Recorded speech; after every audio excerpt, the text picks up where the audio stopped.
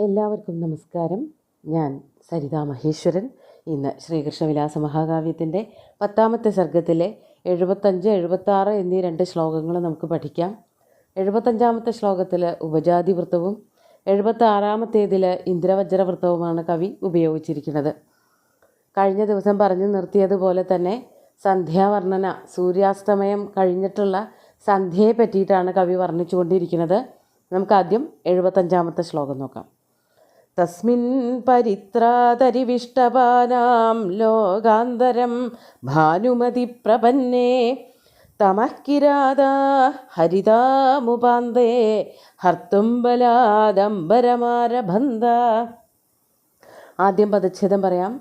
തസ്മിൻ പരിത്രാതരി വിഷ്ടപാനാം ലോകാന്തരം ഭാനുമതി പ്രപന്നേ തമഃ കിരാതാഃ ഹരിതാം ഉപാന്തേ ഹർത്തും ബലാദ് അംബരം ആരഭന്ത. സൂര്യൻ മറഞ്ഞു കഴിഞ്ഞുല്ലോ, അതിനുശേഷം രാത്രി വന്ന് വ്യാപിച്ചു എന്നുള്ളതിന് പലതരത്തിൽ കവി വർണ്ണിക്കുകയാണ് ചെയ്യുന്നത്. ഇവിടെ പറയാണ്, വിഷ്ടപാനാം പരിത്രാതരി തസ്മിൻ ഭാനുമതി ലോകാന്തരം പ്രപന്നേ സതി. സതി സപ്തമിയിലാണ് പ്രയോഗിക്കുന്നത്. സൂര്യൻ അസ്തമനം കഴിഞ്ഞപ്പോൾ, സൂര്യാസ്തമയത്തിന് ശേഷം എന്നർത്ഥം. വിഷ്ടപാനാം പരിത്രാതരി, വിഷ്ടപങ്ങൾ ലോകങ്ങൾ, ഈ ലോകങ്ങളുടെ മുഴുവനും പരിത്രാതാവായിട്ടുള്ള, സംരക്ഷകനായിട്ടുള്ള തസ്മിൻ ഭാനുമതി. ഭാനുമതി എന്ന് പറയുമ്പോൾ സ്ത്രീലിംഗമായിട്ട് കണക്കാക്കേണ്ട കാര്യമില്ല, സ്ത്രീലിംഗമല്ല. ഭാനുമാൻ എന്നുള്ളതിൻ്റെ സപ്തമിയിലെ ഏകവചനം രൂപമാണ് ഭാനുമതി. ആ ഭാനുമാൻ ചെന്നു മറഞ്ഞപ്പോൾ എന്ന് അർത്ഥം. അപ്പോൾ സൂര്യൻ ചെന്ന് മറഞ്ഞപ്പോൾ, ഇനി ഭാനുമതി എന്നുള്ളത് സ്ത്രീലിംഗത്തിലാണ് പ്രയോഗിക്കുന്നത് എങ്കിൽ ഭാനുമതി എന്ന് ഈകാരാന്തം വരും. ഭാനുമാൻ എന്ന് പുല്ലിംഗം, ഭാനുമതി എന്ന് ഈകാരാന്തത്തിൽ നിൽക്കുക. ഇവിടെ ഈകാരാന്തത്തിൽ ഹ്രസ്വമായിട്ടാണ് നിൽക്കുന്നത്, അതുകൊണ്ട് സപ്തമി വിഭക്തിയാണ്. അങ്ങനെ ആ ഭാനുമാൻ അസ്തമയ പർവ്വതത്തിൻ്റെ അപ്പുറത്തേക്ക് പോയപ്പോൾ, സൂര്യൻ അസ്തമിച്ചപ്പോൾ, അതാണ് ലോകാന്തരം പ്രപന്നെ. ഇവിടെയും വേറെ ഒരു അർത്ഥമൊക്കെ കൂട്ടി നമുക്ക് വായിക്കാൻ പറ്റും, അത് ഇതിന് ശേഷം പറയാം. ലോകാന്തരം പ്രപന്നെ സതി തമഃ കിരാതാഹ, തമസ്സാകുന്ന കിരാതന്മാർ, ഇരുട്ടിനെ കിരാതന്മാരായിട്ട് വർണ്ണിച്ചിരിക്കുകയാണ്. രൂപകാലങ്കാരം കൊണ്ട് വർണ്ണിച്ചിരിക്കുകയാണ്. ഇരുട്ട് അത് കറുത്തതാണ്. കിരാതന്മാർ കാട്ടിൽ വസിക്കുന്ന ചില പ്രത്യേകതരം ആൾക്കാർ, അവരും കറുത്ത വസ്ത്രവും കറുത്ത വർണ്ണവും ഒക്കെയുള്ള ആൾക്കാരാണ്. അപ്പോൾ ഇരുട്ടാകുന്ന കിരാതന്മാർ, ഇരുട്ടാകുന്ന കാട്ടാളന്മാർ ഹരിതാം ഉപാന്തേ, ഹരിതാം, ഹരിത് എന്ന് പറഞ്ഞാൽ ദിക്കുകളുടെ എന്നർത്ഥം, ദിക്കുകളുടെ സമീപത്ത് വന്നിട്ട് ബലാദ് അംബരം ഹർത്തും ആരഭന്ത. ബലാദ് വളരെ വേഗം തന്നെ ബലം പ്രയോഗിച്ചുകൊണ്ട് അംബരത്തെ, ആകാശത്തെ, ഹർത്തും അപഹരിക്കുവാൻ ആരംഭിച്ചു. തമസ്സാകുന്ന കിരാതന്മാർ ആകാശം മുഴുവനും വ്യാപിക്കാൻ തുടങ്ങി. സൂര്യൻ അസ്തമിക്കുമ്പോൾ അങ്ങനെയാണല്ലോ, സൂര്യൻ അസ്തമിച്ചു കഴിഞ്ഞാൽ അവിടെ വെളിച്ചമില്ലാതെ വന്നിട്ടുണ്ടെങ്കിൽ അവിടെ ഇരുട്ടുണ്ടാവും. ആ ഇരുട്ടിൻ്റെ വ്യാപനത്തിനെ സൂര്യൻ അസ്തമിച്ചപ്പോൾ കുറേ കാട്ടാളന്മാർ വന്ന് വ്യാപിച്ചതായിട്ട്, അല്ലെങ്കിൽ ആകാശത്തെ കടന്നു പിടിച്ചതായിട്ട് വർണ്ണിക്കുകയാണ് ചെയ്യണത്. അപ്പോൾ ഇവിടെയും വേറെ ഒരു വൃത്താന്തം വരുന്നുണ്ട്, പക്ഷേ അവിടെ സമാസോക്തി അലങ്കാരമല്ല എന്നെടുത്ത് വ്യാഖ്യാതാവ് പറയുന്നുണ്ട്. കേട്ട ഉടനെ നമുക്ക് സമാസോക്തിയാണ് ഒരു വൃത്താന്തം പറയുമ്പോൾ മറ്റൊരു വൃത്താന്തം വരികയാണെന്നാണ് തോന്നുക. പക്ഷേ ഇവിടെ രൂപകാലങ്കാരത്തിൻ്റെയൊക്കെ ശക്തി ആധിക്യം കാരണം സമാസോക്തി എന്ന് പറഞ്ഞ അലങ്കാരമല്ല എന്ന് പറയുന്നുണ്ട്. ഏതായാലും നമുക്ക് മറ്റേ അർത്ഥം, ആ രണ്ടാമത്തെ അർത്ഥം എന്താണെന്ന് നോക്കാം. വിഷ്ടപങ്ങളുടെ പരിത്രാതാവായിട്ടുള്ള ഒരാൾ, ഇവിടെ സൂര്യനെയാണ് പറയണതെങ്കിൽ, അല്ലെങ്കിൽ വളരെ ധനാഢ്യനായിരുന്ന ഒരാൾ, അയാൾ ലോകാന്തരം ഗതേ എന്ന് പറയുമ്പോൾ മറ്റൊരു ലോകത്തിലേക്ക് പോവുക എന്ന് പറയുന്നത് സാധാരണയായിട്ട് മനുഷ്യരുടെ കാര്യത്തിൽ മരിച്ചു പോവുക എന്നുള്ള അർത്ഥത്തിലാണ്. അപ്പോൾ വളരെ ധനാഢ്യനായിട്ടുള്ള ഒരാൾ മരിച്ചപ്പോൾ, അയാൾ ഈ ലോകത്തിൽ നിന്നും യാത്രയായപ്പോൾ, പരലോകത്തിലേക്ക് പോയപ്പോൾ, ചില കിരാതന്മാർ, അസഭ്യം പറയുകയും അല്ലെങ്കിൽ അരുതാത്തത് പ്രവർത്തിക്കുകയൊക്കെ ചെയ്യുന്ന മനുഷ്യർ, കുറച്ച് പേര്, മറ്റുള്ളവരെയൊന്നും കണക്കാക്കാത്തവരെ കട്ടുമുടിച്ച് നടക്കുന്ന കുറേ ആൾക്കാർ, അങ്ങനെയുള്ളവരും ലോകത്തുണ്ടാവുമല്ലോ, അവരൊക്കെ കൂടി വന്നിട്ട് എന്താ ചെയ്തത്?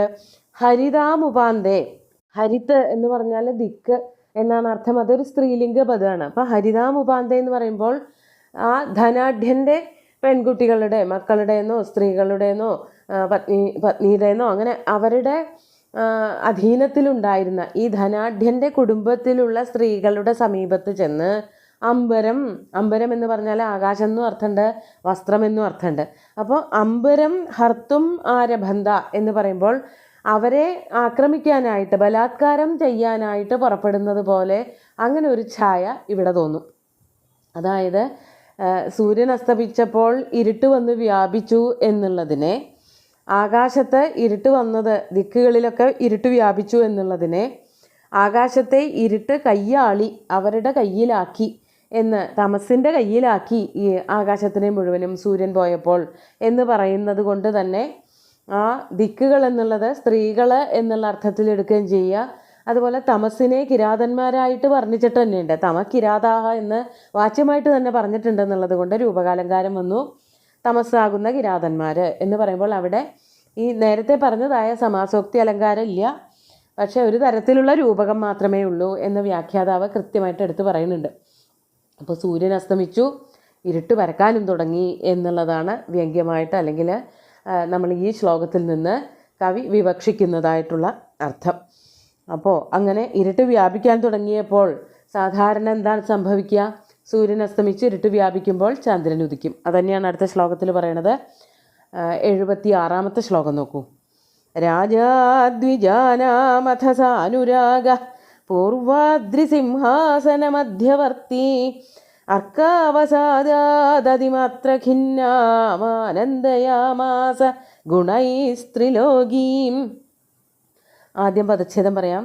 രാജാ ദ്വിജാനാം അഥ സാനുരാഗ പൂർവാദ്രിസിംഹാസനമധ്യവർത്തി അർക്കാവസാദാത് അതിമാത്ര ഖിന്നാം ആനന്ദയാമാസ ഗുണൈഹി ത്രിലോകീം. ഇവിടെയും മറ്റൊരു വൃത്താന്തം പറയണത് പോലെ തന്നെയുണ്ട്. സമാസോക്തി അലങ്കാരം തന്നെയാണ്. ഇവിടെ ചന്ദ്രോദയത്തെ പറ്റിയിട്ടാണ് വർണ്ണിച്ചു തുടങ്ങുന്നത്. സന്ധ്യയായി ഇരുട്ട് വന്നപ്പോൾ എല്ലാവരുടെ ദുഃഖവും തീർക്കാൻ വേണ്ടിയിട്ട്, ഇരുട്ട് വരുമ്പോൾ സ്വാഭാവികമായിട്ട് എല്ലാവർക്കും ഒരു അസ്വസ്ഥതയാണ്. ഒട്ടും വെളിച്ചമില്ലാത്ത സമയം. ഇന്നത്തെ കാലത്ത് നമുക്കതൊന്നും പറഞ്ഞാൽ അത്രയ്ക്ക് മനസ്സിലാക്കാൻ പറ്റില്ല. എല്ലാ ദിക്കിലും വെളിച്ചമുണ്ട്, എല്ലാ ദിക്കിലും വൈദ്യുതി, ഇലക്ട്രിസിറ്റി ഉണ്ട്. അപ്പോൾ ഇരുട്ടിൻ്റെ കാഠിന്യം എന്താണ് എന്നുള്ളത് പൊതുവെ മനസ്സിലാക്കാൻ പറ്റില്ല.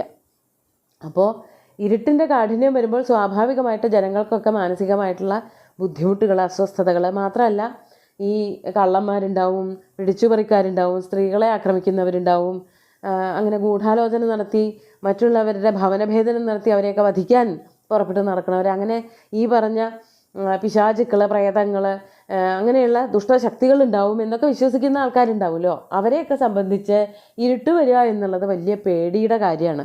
അപ്പോൾ എല്ലാവരെയും ആശ്വസിപ്പിച്ചുകൊണ്ട് 3 ലോകങ്ങൾക്കും വെളിച്ചം പകർന്നുകൊണ്ട് ചന്ദ്രനതാ വന്നു, ഈ ആകാശത്ത് ഉദിച്ചുയർന്നു എന്നാണ് കവി പറയണത്. അഥാ അനന്തരം, സൂര്യാസ്തമനത്തിന് ശേഷം, സാനുരാഗ. അപ്പോൾ അവിടെയൊക്കെ വെവ്വേറെ അർത്ഥങ്ങളുണ്ട്. നമുക്ക് ചന്ദ്രൻ എന്നുള്ള അർത്ഥത്തിലെടുക്കാം.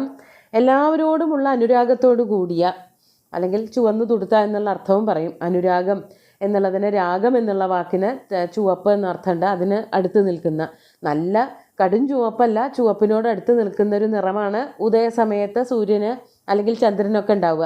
സൂര്യന് നല്ല ചുവപ്പ് തന്നെയാണ്, ചന്ദ്രനും കുറച്ചൊരു ചുവപ്പ് നിറത്തിനോട് ചേർന്ന് നിൽക്കുന്ന ഒരു മഞ്ഞ നിറമാണ് ഉണ്ടാവുക. അപ്പോൾ അങ്ങനെയുള്ള ചന്ദ്രൻ പൂർവാദ്രി സിംഹാസന മധ്യവർത്തി. പൂർവാദ്രി ഉദയപർവ്വതം, കഴിഞ്ഞ ദിവസം പറഞ്ഞതാണ്. സൂര്യനായാലും ചന്ദ്രനായാലും ഉദിക്കുന്നത് ഒരു പർവ്വതത്തിൻ്റെ പിന്നിൽ നിന്ന്, അസ്തമിക്കുന്നത് മറ്റൊരു പർവ്വതത്തിൻ്റെ പുറകിൽ പോയിട്ട് എന്ന് പറഞ്ഞു. അപ്പോൾ ഇവിടെ ചന്ദ്രനെ പറ്റിയിട്ടാണ് പറഞ്ഞിരിക്കുന്നത്. ചന്ദ്രൻ കിഴക്കുള്ളൊരു പർവ്വതത്തിൻ്റെ മുകളിലേക്ക് പതുക്കെ പതുക്കെ പൊന്തി വന്നു. അത് കണ്ടാൽ എന്താ തോന്നുക? സിംഹാസന മധ്യവർത്തി, ആ വലിയ ഉദയപർവ്വതത്തിൻ്റെ നടുക്ക് ഭാഗത്ത് ഇട്ടിട്ടുള്ളതായ ഒരു സിംഹാസനത്തിൽ കയറിയിരിക്കുന്ന ഒരു രാജാവിനെ പോലെ. രാജ എന്നുള്ള പദം തന്നെയാണ് ചന്ദ്രനെ വർണ്ണിക്കാൻ എടുത്തിരിക്കുന്നത്. ഒരു നാനാർത്ഥക പദമാണ് രാജശബ്ദം. ചന്ദ്രനെ കുറിക്കാനും പറയാറുണ്ട്. രാജമൗലി എന്ന ശിവന് പര്യായമുണ്ട് ചന്ദ്രനെ ശിരസിൽ ധരിക്കുന്നത് കൊണ്ട്. രാജശേഖര എന്നുള്ള വാക്കും അവിടെ തന്നെയാണ് പറയണത്. ചന്ദ്രനെ ശിരസിൽ ധരിക്കുന്നവൻ രാജശേഖരൻ, രാജമൗലി എന്നുള്ള വാക്കുകളൊക്കെ രാജശബ്ദത്തിന് ചന്ദ്രൻ എന്നുള്ള അർത്ഥമാണ് അവിടെയൊക്കെ എടുക്കുന്നത്. അപ്പോൾ അങ്ങനെയുള്ള പൂർവാദ്രി സിംഹാസനത്തിൻ്റെ പൂർവാദ്രിയാകുന്ന സിംഹാസനത്തിൻ്റെ മധ്യഭാഗത്ത് ഇരുന്നരുളുന്നവനായിട്ടുള്ള ദ്വിജാനാം രാജ, ദ്വിജന്മാരുടെ രാജാവ്. ദ്വിജങ്ങൾ എന്ന് പറഞ്ഞാൽ പക്ഷികൾ എന്നർത്ഥമുണ്ട്, ബ്രാഹ്മണർ എന്നർത്ഥമുണ്ട്, നക്ഷത്രങ്ങൾ എന്നും അർത്ഥമുണ്ട്. ഈ അർത്ഥങ്ങളൊക്കെ ഇവിടെ ഉപയോഗിക്കാം. രാത്രികാലങ്ങളിൽ നക്ഷത്രങ്ങൾ വരും, അതുപോലെ പക്ഷികളൊക്കെ പറക്കും. അവയുടെ നാഥനായിട്ടുള്ള രാജാവ്, രാജ ചന്ദ്രൻ. അർക്കാവസാദാത് അതിമാത്ര ഖിന്നാം ത്രിലോകീം. ത്രിലോകി, 3 ലോകങ്ങൾ. കഴിഞ്ഞ ശ്ലോകത്തിൽ പറഞ്ഞത് 3 ലോകങ്ങൾക്കും വെളിച്ചം പകർന്ന സൂര്യനാണ് പോയി അസ്തമിച്ചത്. 3 ലോകങ്ങളും ദിക്കുകളും ഒക്കെ ദുഃഖിതരായിരുന്നു എന്ന് പറഞ്ഞു. ആ ദുഃഖിച്ചിരിക്കുന്നവരായ 3 ലോകങ്ങളെ, അവിടെയും സ്ത്രീലിംഗ പദത്തിലാണ് ഇവിടെ ലോകങ്ങളെ പറ്റി പറഞ്ഞത്. അതാണ് ത്രിലോകീം. അർക്കൻ്റെ അസ്തമനം കൊണ്ട്, സൂര്യൻ അസ്തമിച്ചത് കൊണ്ട് വളരെയധികം ദുഃഖിതരായിരുന്ന അതിമാത്ര ഖിന്നാം ത്രിലോകീം, വളരെയധികം ദുഃഖിച്ചിരിക്കുന്നവരായ 3 ലോകങ്ങളെയും ആനന്ദയാമാസ, സന്തോഷിപ്പിച്ചു. അപ്പോൾ ചന്ദ്രോദയം വന്നു, ലോകങ്ങളൊക്കെ സന്തോഷിച്ചു. അതുപോലെ തന്നെ സൂര്യൻ എന്ന് പറഞ്ഞ വലിയൊരു രാജാവ്, അല്ലെങ്കിൽ വലിയൊരു ലോകങ്ങളുടെ മുഴുവനും നാഥനായിട്ടുള്ള ധനാഢ്യനായിരുന്ന ഒരു പ്രഭു മരിച്ചുപോയി. അദ്ദേഹത്തിൻ്റെ ആൾക്കാരെ മറ്റു പലരും ആക്രമിക്കാനൊക്കെ വന്നപ്പോൾ ആ ആൾക്കാരിൽ നിന്നൊക്കെ രക്ഷ കൊടുത്തുകൊണ്ട് മറ്റൊരു രാജാവ് ആ സിംഹാസനത്തിൽ കയറിയിരുന്നു എന്ന് വേണമെങ്കിൽ പറയാം. അവിടെ സമാസോക്തി തന്നെയാണ്. ചന്ദ്രൻ എന്നുള്ള ആ അർത്ഥവും കിട്ടും, അതേസമയം തന്നെ ഒരു രാജാവ് എന്നുള്ള അർത്ഥവും കിട്ടും. ഇവിടെ ബ്രാഹ്മണർക്ക്, ജനങ്ങൾക്കൊക്കെ സന്തോഷം കൊടുത്തു എന്നും പുതിയ രാജാവ് എല്ലാവരെയും സന്തോഷിപ്പിച്ചു എന്നും അർത്ഥം കിട്ടും. ചന്ദ്രൻ നക്ഷത്രങ്ങൾക്ക് തിളക്കം കൂട്ടിക്കൊടുത്തു എന്നുള്ള അർത്ഥവും കിട്ടും. അങ്ങനെ ഒരു ഭരണാധികാരി പോകുമ്പോൾ മറ്റൊരു ഭരണാധികാരി, നല്ല പ്രാപ്തിയുള്ള, ഏതാണ്ട് അതേപോലെ തന്നെ ഇരിക്കുന്ന, എല്ലാവർക്കും വെളിച്ചവും അതുപോലെ ആനന്ദവും ഒക്കെ നൽകുന്ന മറ്റൊരു ഭരണാധികാരി വന്നു. ലോകത്തിനൊക്കെ സന്തോഷവും ഉണ്ടായി. അപ്പോൾ ഒരു രക്ഷകൻ വന്നതുപോലെയായി എന്നാണ് അടുത്തടുത്തുള്ള 2 ശ്ലോകങ്ങളെ കൊണ്ട് കവി വർണ്ണിച്ചത്. ഒന്ന് സൂര്യാസ്തമനം കൊണ്ട് വന്നതായ ദുഃഖം, ആ ദുഃഖത്തെ ഇല്ലായ്മ ചെയ്തുകൊണ്ട് ചന്ദ്രൻ കിഴക്കുഭാഗത്ത് ആ ഉദയപർവ്വതത്തിൻ്റെ മുകളിൽ സിംഹാസനാരൂഢനായ രാജാവിനെ പോലെ വിളങ്ങി.